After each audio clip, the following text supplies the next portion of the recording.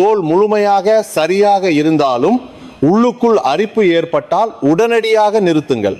75 வயதுக்கு மேற்பட்டிருந்தால் இந்த 3 இடங்களின் அரிப்பை கண்டிப்பாக சரிபார்க்க வேண்டும். மருத்துவமனையில் கூட சொல்லாத உங்கள் உடலின் இரகசியம். அன்புள்ளவர்களே, தோல் எதுவும் இல்லாத போது ஏன் இவ்வளவு அரிப்பு ஏற்படுகிறது என்று இரவு தூக்கம் கலைந்திருக்கிறீர்களா? வெளிப்பார்வைக்கு சிவப்பு அல்லது அரிப்பு தடிப்புகள் இல்லை என்பதால், வயதானதால் தோல் உலர்ந்திருக்கும் என்று நினைத்து ஈரப்பதமூட்டி மட்டும் தடவுவது வழக்கம். ஆனால் இன்று நான் டாக்டர் இந்திகா பெர்னாண்டோ உங்களுக்கு எச்சரிக்க விரும்புவது சரியான தோலின் கீழ் உணரப்படும் அரிப்பின் உண்மைத்தன்மை.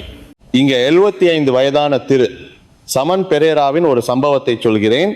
திரு பெரேரா பொதுவாக பூங்காவில் நடைபயிற்சி செல்லும் அளவுக்கு ஆரோக்கியமானவராக இருந்தார். ஆனால் சில மாதங்களுக்கு முன்பு இருந்து தெரியாத அரிப்பு தொடங்கியது. முதலில் கால்களின் கீழ் பகுதி சற்று அரித்தது, பின்னர் முதுகு மற்றும் உள்ளங்கைகள் வரை பரவியது.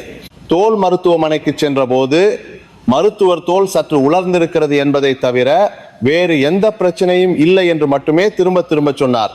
திரு பெரேரா புகழ்பெற்ற களிம்புகளை வாங்கி தடவி விலை உயர்ந்த ஈரப்பதமூட்டிகளை தினமும் தடவி 3 மாதங்கள் கழித்தார்.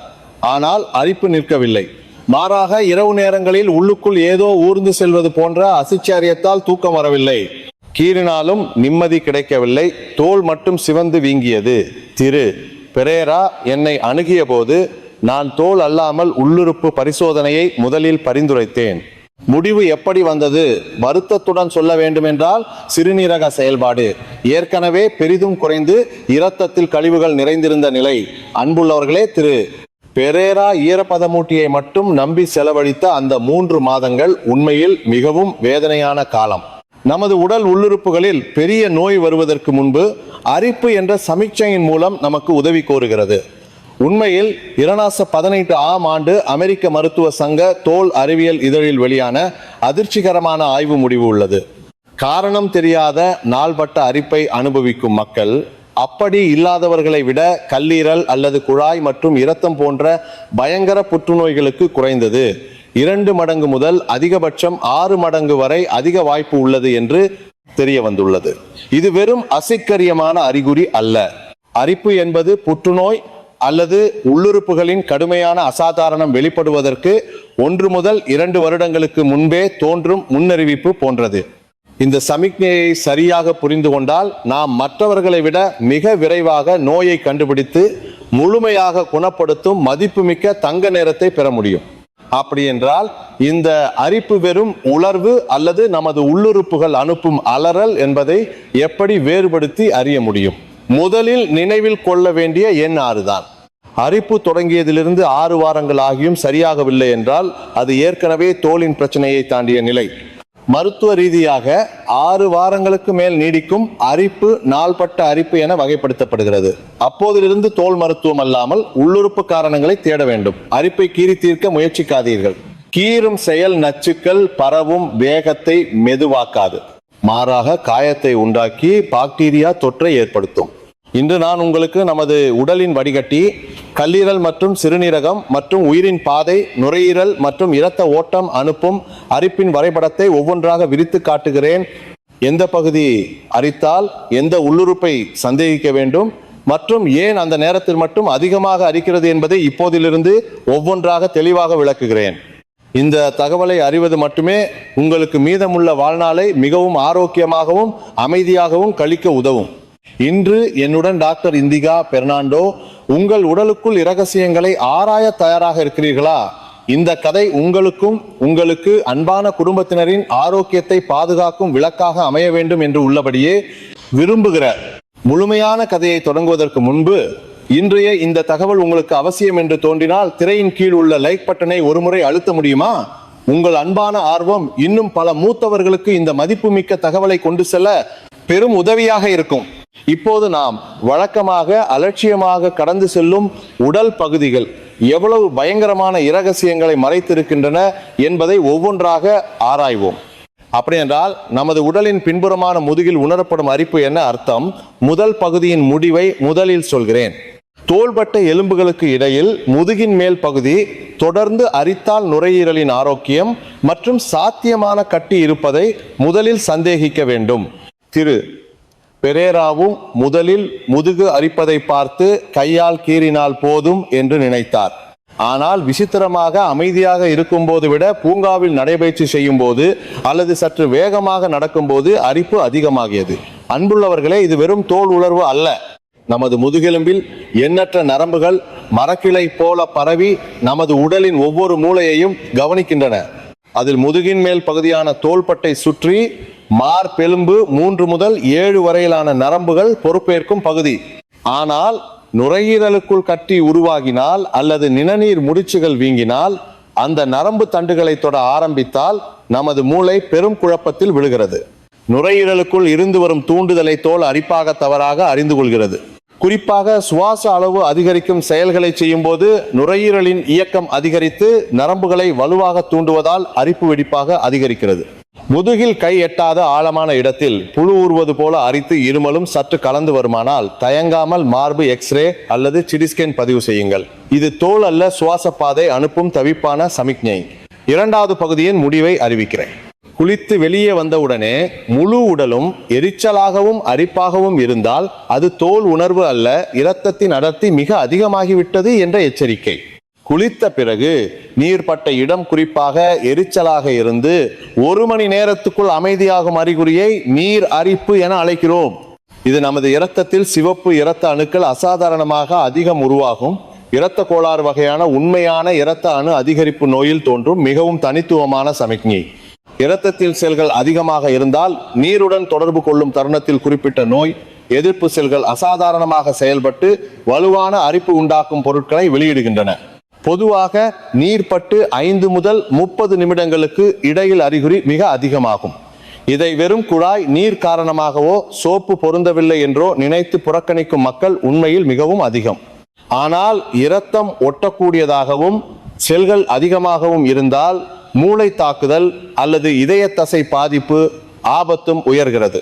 குளித்த பிறகு அரிப்பு இரத்த அளவுகளை சரிபார்க்க வேண்டும் என்ற உங்கள் உடலின் கட்டளை என்பதை மறக்காதீர்கள். இறுதியாக முழு உடலும் காரணமின்றி அரித்தால் தைராய்டு ஹார்மோன் மற்றும் இரும்பு சத்து அளவுகளை கண்டிப்பாக சரிபார்க்க வேண்டும். தைராய்டு நமது உடலின் பைலர் போன்றது. இந்த ஹார்மோன் அதிகமாக வெளியானால் உடல் வெப்பநிலை மொத்தமாக உயர்ந்து தோல் நரம்புகள் உணர்வு அதிகமாகி முழு உடலும் அரிப்பது போல உணர்கிறது. மாறாக இரும்பு சத்து குறைந்தால் நரம்பு பரிமாற்ற பொருட்களின் சமநிலை குலைந்து மூளை அரிப்பு சமிக்ஞையை அதிக உணர்வுடன் ஏற்கிறது. குறிப்பாக பெண் மூத்தவர்களில் முகம் வெளிர் எளிதில் சோர்வடைந்து முழு உடலும் அரித்தால் இரும்பு சத்து குறைவை முதலில் சந்தேகிக்க வேண்டும். திரு பெரேராவும் முதுகின் மேல் பகுதி அரிப்புடன் படிக்கட்டுகளில் ஏறும்போது மூச்சு வாங்குவதை பெரிதாக எடுத்துக்கொள்ளவில்லை. ஆனால் இறுதியில் நரம்பு தூண்டுதலின் காரணத்தை கண்டுபிடித்த பிறகே அரிப்பின் சுழலில் இருந்து விடுபட முடிந்தது. நீங்கள் இப்போது அனுபவிக்கும் அந்த அரிப்பும் அறிந்தால் உள்ளுறுப்புகள் அனுப்பும் கடிதம்தான். சுற்றியுள்ளவர்களில் தினமும் அரிக்கிறது என்று கையால் கீறிக்கொண்டு வாழும் நண்பர்கள் அல்லது குடும்பத்தினர் இருக்கிறார்களா? இன்றைய இந்த கதை அவர்களுக்கு உயிர்காக்கும் கயிறாக அமையும். இப்போதே இந்த வீடியோவை அவர்களுடன் பகிர்ந்து கொள்ளுங்கள். உங்கள் சிறிய பகிர்வு யாரோ ஒருவரின் வாழ்க்கையை மாற்றக்கூடும். முன்பு நாம் உயிருடன் நேரடியாக தொடர்புடைய நுரையீரல் மற்றும் இரத்தத்தின் பயங்கர எச்சரிக்கைகளை பார்த்தோம். இப்போது நமது உடலில் பெரிய சுத்திகரிப்பு தொட்டி என்று அழைக்கப்படும் 2 உள்ளுறுப்புகளில் கவனம் செலுத்தும் நேரம். அடைத்த வடிகால் போல நச்சுக்கள் தேங்கி முழு உடலையும் பாதிக்கும் கல்லீரல் மற்றும் சிறுநீரகத்தின் இரகசியத்தை இப்போதே வெளியிடுகிறேன்.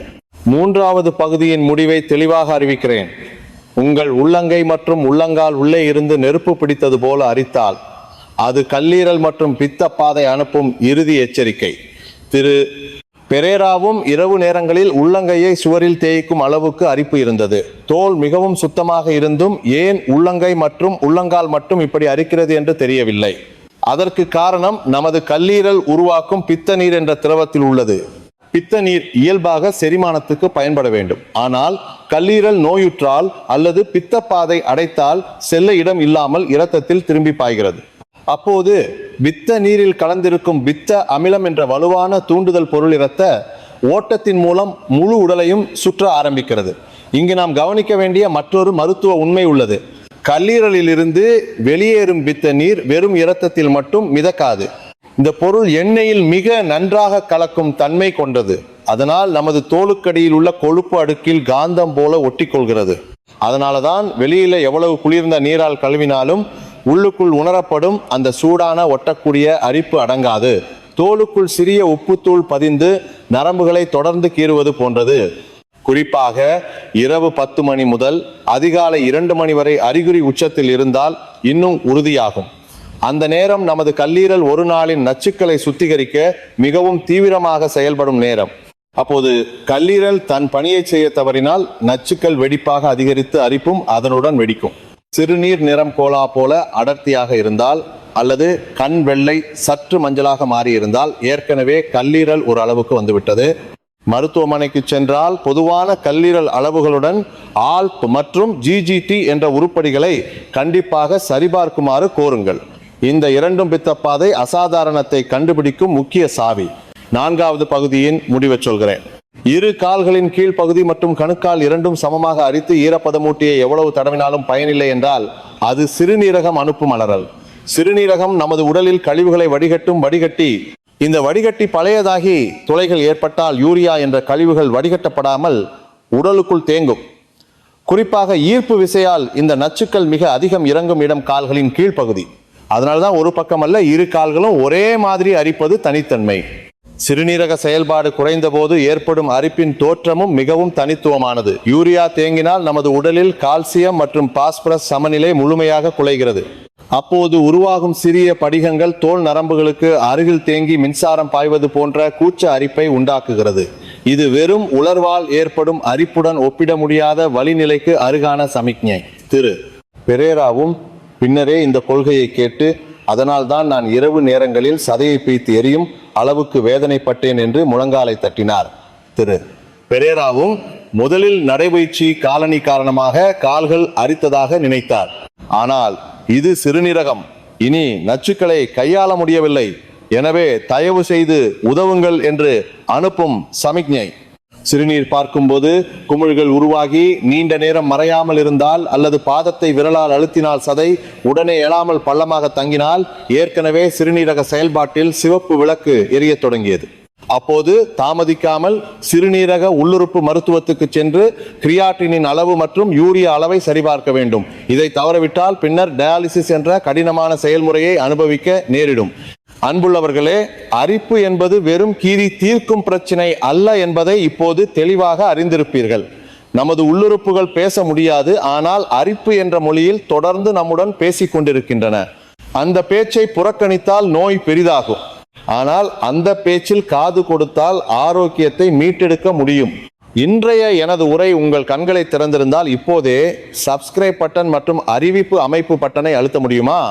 உங்கள் ஒரு சப்ஸ்கிரைப் எனக்கு இன்னும் துல்லியமான மற்றும் பயனுள்ள மருத்துவ தகவல்களை தயாரிக்க மிகப்பெரிய உந்து சக்தியாக இருக்கும்.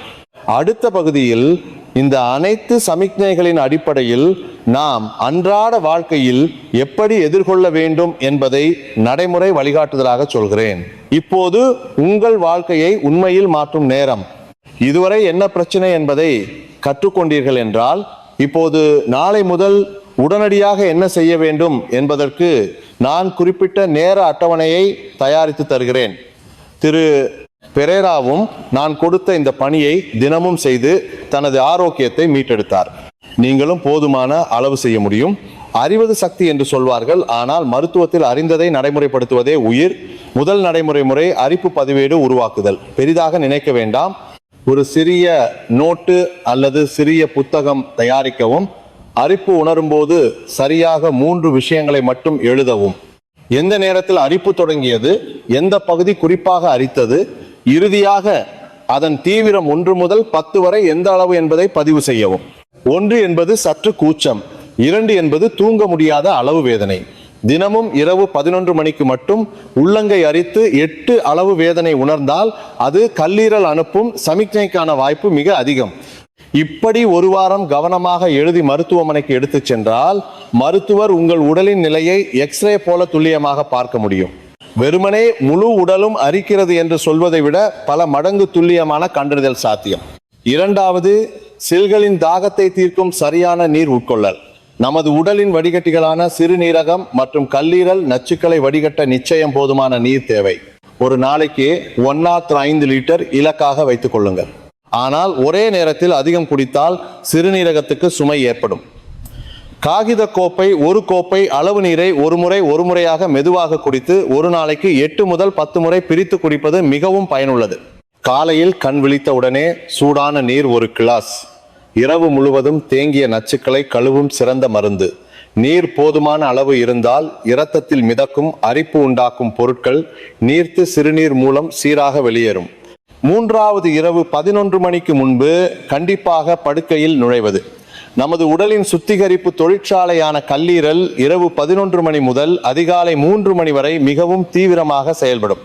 அந்த நேரத்தில் நீங்கள் விழித்திருந்தால் அல்லது உடல் செயல்பாடுகளில் ஈடுபட்டால் தொழிற்சாலை சரியாக இயங்காத நச்சுக்கள் மீண்டும் இரத்தத்தில் தேங்கும்.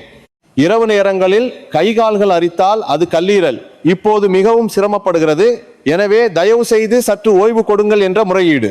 தூக்கம் வராவிட்டாலும் விளக்கை அணைத்து அமைதியாக படுத்திருப்பது மட்டுமே கல்லீரலுக்கு செல்லும் இரத்த ஓட்டத்தை அதிகரித்து சுத்திகரிப்புக்கு பெரும் உதவி. 4வது, மருத்துவமனையில் மருத்துவரிடம் உங்கள் உரிமைகளை தைரியமாக கோருவது. பொதுவாக மூத்தவர்கள் மருத்துவர் தானாகவே எல்லாம் செய்வார் என்று நினைத்து காத்திருப்பார்கள். ஆனால் அரிப்புக்கு காரணங்கள் மிகவும் பலதரப்பட்டவை, எனவே எளிதில் புறக்கணிக்கப்படும். உள்ளுறுப்பு மருத்துவத்துக்கு சென்று இப்படி சொல்லுங்க: அரிப்பு 6 வாரங்களுக்கு மேல் நீடிப்பதால் வெறும் தோல் பிரச்சனை அல்ல என்று தோன்றுகிறது. கல்லீரல் அளவுகளில் ஆல்ட் மற்றும் GGTI கண்டிப்பாக சரிபார்க்கவும், சிறுநீரக அளவுகளில் கிரியாட்டினின் மற்றும் யூரியா பொருட்களை பார்க்கவும் என்று தெளிவாக கோருங்கள். மேலும் சாத்தியமான இரத்தம் அல்லது உள்ளுறுப்பு அசாதாரணத்தை சரிபார்க்க LDHI அளவையும் சேர்த்து சரிபார்க்க விரும்புகிறேன் என்று சொல்லுங்க. இது உங்கள் உயிரை பாதுகாக்கும் மிகவும் புத்திசாலித்தனமான செயல். இங்கு உங்களுக்கு மிக அதிகம் கேட்கப்படும் 3 கேள்விகளை நான் நேரடியாக தீர்த்து வைக்கிறேன். முதலாவது, அரிப்பு மிக அதிகமாக இருக்கும் போது கீறக்கூடாதா என்று கேட்கும் மக்கள் உண்மையில் மிக அதிகம். அன்புள்ளவர்களே, கீறும் செயல் தீ பிடித்த இடத்தில் எண்ணெய் ஊற்றுவது போன்றது. தோலில் காயம் ஏற்பட்டால் அந்த இடைவெளியில் பாக்டீரியாக்கள் நுழைந்து பெரிய அலர்ச்சியை உண்டாக்கும். வேதனையாக இருக்கும்போது குளிர்ந்த நீர் துணியை லேசாக வைத்து அல்லது பனிக்கட்டியை துணியில் சுற்றி அரிக்கும் பகுதியில் சற்று வைத்து விடுங்கள். தோல் வெப்பநிலையை 3 முதல் 5 டிகிரி மட்டும் குறைத்தாலும் அரிப்பை அனுப்பும் நரம்புகளின் உணர்வு குறைந்து மிகவும் நிம்மதியாக இருப்பீர்கள். 2வது, விலை உயர்ந்த நல்ல ஈரப்பதமூட்டியை தடவினால் சற்றாவது சரியாகுமா என்ற கேள்வி. வருத்தத்துடன் சொல்ல வேண்டுமென்றால் உள்ளுறுப்பு காரணத்தால் ஏற்படும் அரிப்பு ஈரப்பதமூட்டியால் ஒருபோதும் தீராது. இது தோலின் மேற்பரப்பு உலர்வு அல்ல. உங்கள் இரத்தம் மாசுபட்டிருப்பதால் வெளியில எவ்வளவு நல்ல எண்ணெய் தடவினாலும் உள்ளே இருந்து வரும் நரம்பு தூண்டுதலை தடுக்க முடியாது. ஈரப்பதமூட்டியை மாற்றுவதற்கு நேரமும் பணமும் செலவழிப்பதை விட அந்த நேரத்தில் காரண உள்ளுறுப்பை கண்டுபிடிக்கும் துல்லிய பரிசோதனையை ஒரு முறை மேலும் செய்வது உங்கள் ஆரோக்கியத்துக்கு சிறந்த தேர்வு.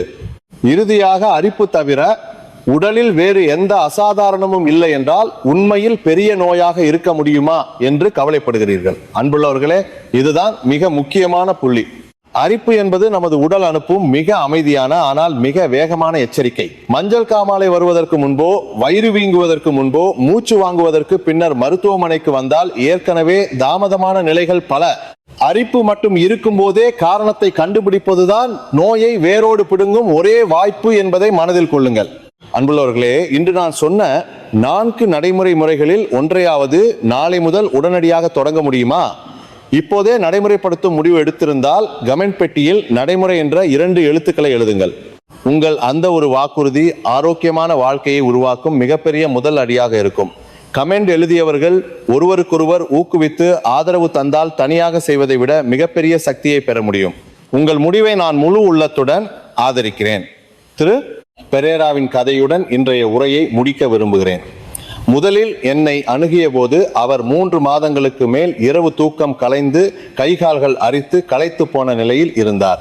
தோல் மருத்துவத்தை மட்டும் நம்பி தாக்குப்பிடித்த அந்த நேரங்கள் மிகவும் கொடுமையானவை என்று கண்களில் நீர்மல்க அவர் இருந்த தோற்றம் இன்னும் தெளிவாக நினைவில் இருக்கிறது.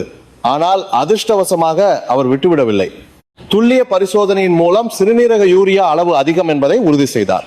இப்போது என்னுடன் தொடர்ந்து பராமரித்து ஆரோக்கியத்தை மீட்டெடுத்துள்ளார். இப்போது இரவில் போர்வையை உதறும் விஷயமில்லை, பூங்கா நடைபயிற்சியும் மீண்டும் தொடங்கியுள்ளதாக செய்தி கேட்டபோது மருத்துவராக எனக்கு மிகப்பெரிய திருப்தி. நீங்களும் திரு பெரேரா போல மீண்டும் அமைதியான வாழ்க்கையை மீட்டெடுக்க முடியும்.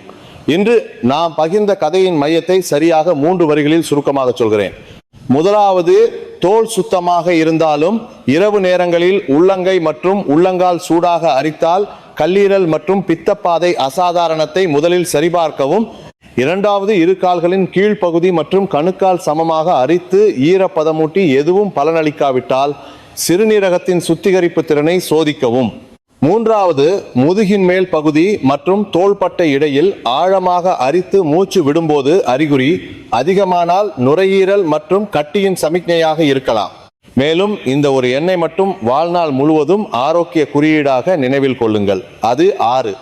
அரிப்பு தொடங்கி 6 வாரங்கள் ஆகியும் முன்னேற்றம் இல்லை என்றால் அது இனி தோலின் பிரச்சனை அல்ல. அப்போது தாமதிக்காமல் உள்ளுறுப்பு மருத்துவத்துக்கு சென்று துல்லிய பரிசோதனை செய்யுங்கள்.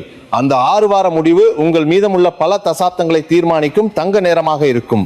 அன்புள்ளவர்களே, அரிப்பு என்பது நமது உடல் அலறுவதற்கு பதிலாக அனுப்பும் மிகவும் மரியாதையான கடிதம். இந்த கடிதத்தை அலட்சியமாக குப்பையில் வீசாதீர்கள். இன்று கற்றுக்கொண்டவற்றின் அடிப்படையில் உங்கள் உடல் சொல்லும் வார்த்தைகளுக்கு சற்று அதிகம் காது கொடுத்தால் நோய் விலகி ஆரோக்கியம் நெருங்கி வரும். உங்கள் ஆரோக்கியமான நாளைக்காக நானும் இங்கே மருத்துவ அறையில் எப்போதும் சிறந்ததை செய்வேன். இன்றைய உரை உங்கள் வாழ்க்கையில் சிறிய நம்பிக்கை ஒளியாக அமைய வேண்டும் என்று விரும்புகிறேன். நீண்ட நேரம் இறுதி வரை கவனமாக கேட்டதற்கு உள்ளபடியே நன்றி. அடுத்த முறையும் உங்கள் உயிரை காக்கும் மிக முக்கியமான ஆரோக்கிய தகவலுடன் வருகிறேன். எப்போதும் அமைதியாகவும் ஆரோக்கியமாகவும் இருங்க.